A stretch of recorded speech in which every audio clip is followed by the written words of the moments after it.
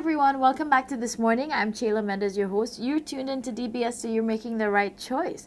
The National Archives is launching a sports archives section, and this is going to be something very, very interesting. Not to mention all the wealth of information that's going to be collected is going to give us that avenue in this area where we can preserve and go back and look at all the historic things that have happened sports-wise right here in St. Lucia. Let's see how this unveiling went. When we launched the Music and Entertainment Archives about 3 months ago in November on St. Cecilia's Day, the National Archivist said that the richest archive is the cemetery.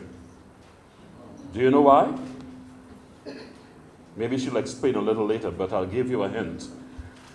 People go to their graves with many stories that are untold, and stories that we can enrich us as a society if only we had taken the time to record or to have some sort of written record of what these stories are. And one story that comes to mind is the women who carried stones on their heads to build the airport, which is not too far from the cemetery.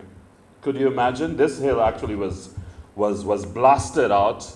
A hospital was removed so that the runway could be built. And every day when the airport was, or the runway was being put down, hundreds of women carried stones on their head to build the foundation for this.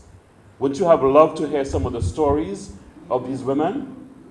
So it is important that we are here today because we are part of the living.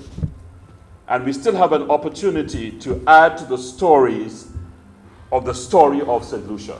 On completion of my secondary schooling and A-levels, I took on a job within the newly created Youth and Sports Division within the Ministry of Community Development in 1981. It was created in 1980, but in 81, I happened to be one of the first Youth and Sports officers there. I was the only female for about 8 years. This job opened the world to me. As a sports administrator, I traveled extensively, leading teams to various events and being on delegations of young leaders across the globe. I also pursued studies in the Caribbean, Australia, and New York. By the time I was 25, I had been halfway around the world at no expense to my family. So for me, active participation in sports worked.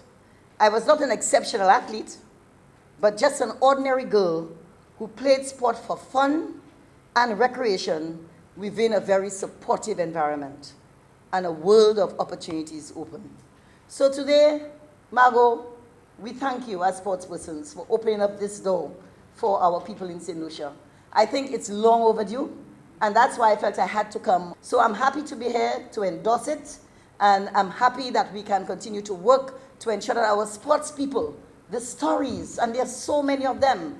When you listen to the stories and struggles of sports people, these are inspirational stories that make a difference, can make a difference in your own lives. We are inaugurating our sports archive. The designer of our flag, he was a sportsman. He may not have been one who went to the Olympics, but he was a sportsman, and lawn tennis was his chosen avocation.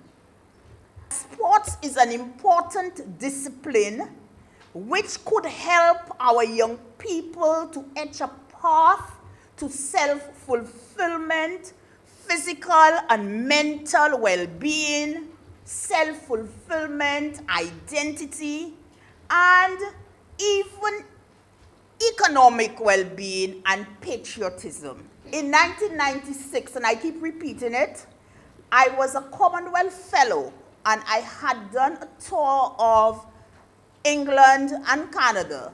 And in Canada particularly, I noticed that in the provincial archives and the state's archives, there was always a section devoted to sports. I was very enthused, and I came back to St. Lucia, and I wrote to all the sporting organizations whose addresses I got from the Department of Sports. And I must tell you, the response was very, very poor. In my mind, I remember that one little organization, the Strikers Sports Club, they responded and they sent me lots of photographs and other things that they had accrued through the years. But the more established clubs and associations, well, they felt they had no use for us, I guess. And I did not hear from them. There was no feedback. So 1996 to now is about 22 years. So 22 years after the fact, I am now approaching you. I am now begging you, sportsmen and sportswomen, leaders of associations, to help us develop a sports archive. Sports has been the saving grace of many a young man and young woman. So this was our session. Have to say good morning to our friends over at JQ Rodney Bay Mall. Make sure you go check them out because there's so many stores with specials happening right now. It is just mind-blowing. But we managed to visit a few this week. Who knows who we're going to meet next week. But you can go out and discover on your own as well and go get all those great deals. And it's just a family environment. So, you know, a good place to line with friends, family, everybody. Now, before we go, since it's Friday and we know we have people to see, places to go, things to do, we have to send lots of love to our family over at Hobbies because they're bringing us a lookbook for this Friday. So take a look at this, see if you get some style inspirations, and you can always head down there because, of course, that sale is still going on.